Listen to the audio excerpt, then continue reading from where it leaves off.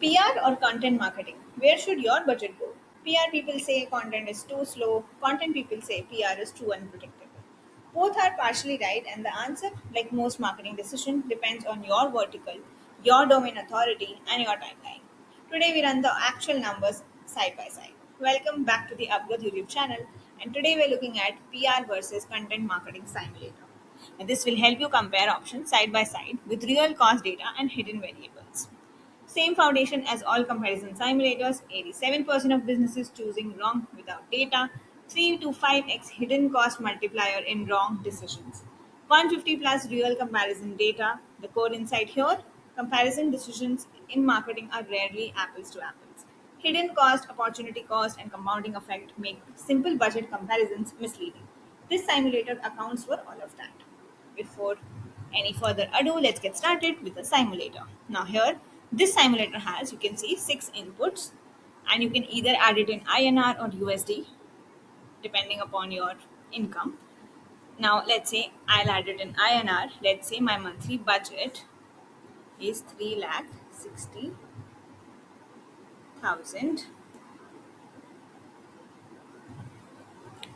Now it's a realistic mid marketing budget for a D2C brand, right? Then I'll put the current domain authority 35. The currently monthly brand mention. Now, how often your brand is being talked about online right now? Let's say 135. Okay, let me just keep it prime. Let's say 150. Currently, monthly organic traffic, let's say, is 8,000. Target audience size I'm looking at is 5 lakh.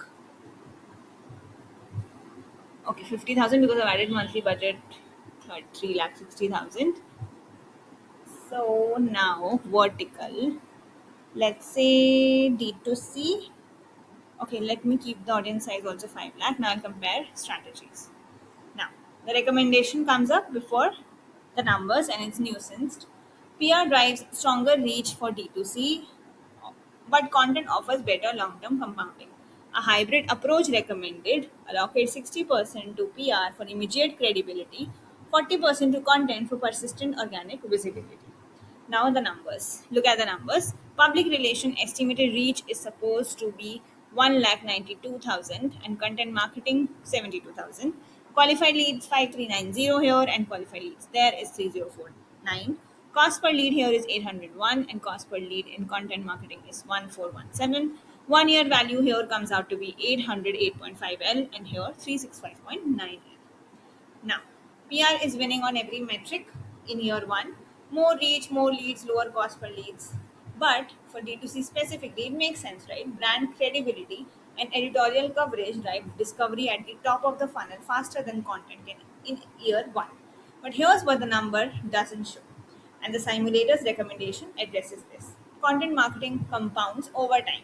So year one content marketing value, if it comes out to be 365.9L, year two that same content is still generating traffic, but for PR you will have to again pay, right? Because it is declining, it will not get compounded. So a well ranked blog post from year one will still help you generate leads in year two or year three. So the 60/40 still split captures both PR for immediate reach and credibility and content for the long term compounding.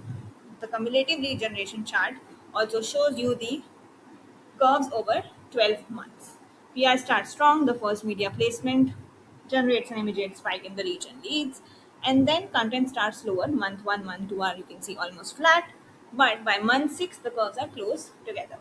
So this chart is the argument for the hybrid approach in visual form. If you only see 1 month one, you invest everything in PR. But if you see full 12 months, you invest in both. Now, 4 related simulators we have added, and these connect directly to the content side of the hybrid strategy. So do check these all 4 out.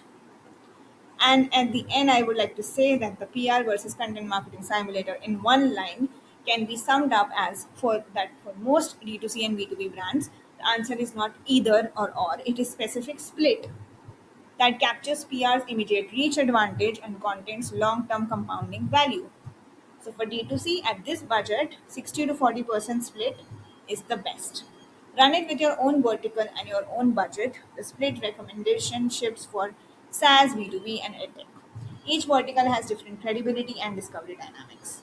Link I've added in the description. Do check it out and subscribe for more simulators, and we'll see you in the next one. Thank you.